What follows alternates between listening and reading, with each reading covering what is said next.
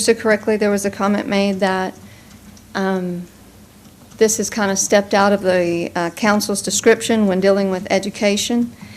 And I do ask that we consider, when you talked about your situation with council years ago, that you talked about how we were already regulated by the state and that more regulation seemed like an unnecessary imposition in your situation. And I believe that that's kind of how we feel, is that the state is already regulating this. I do agree with that 10 chances is absurd, and that's not a reasonable amount to cause any child to make the right choices to be in school. And so a better action would be to approach the state and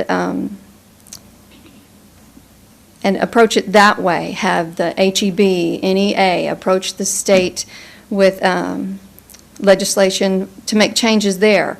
Something more like 3 strikes and you're out, something we're all accustomed to. But definitely no tolerance, and just that's kind of like what I feel like has happened here. We've got the city council, and we all have different levels, but have the city council, and then we have the state legislature. And it's kind of like me not doing a good job with my younger children and being too lenient, and my 14-year-old steps in and says, no chances. I'm going to lay it on you. No chances.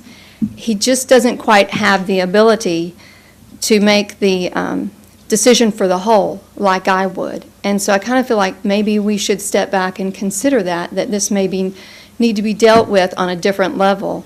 And some other people have said that there's other ways of dealing with this than, no strikes. You just zero tolerance.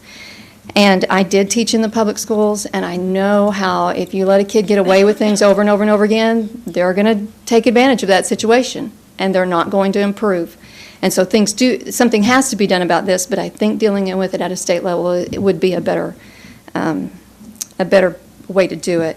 Also, we have been, in some ways, given permission to go ahead and ignore the ordinance. If we were only concerned with our children, that would be okay. But it has been stated we're more concerned about civil liberties than we are just our children and them being able to be out in public during the curfew hours.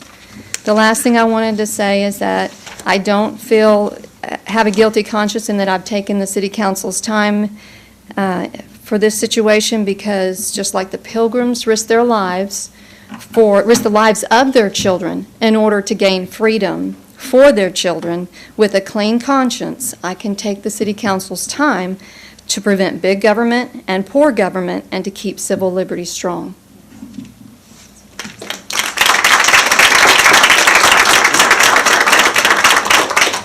Welcome, sir. Good evening, all. My name is Robert Bucher.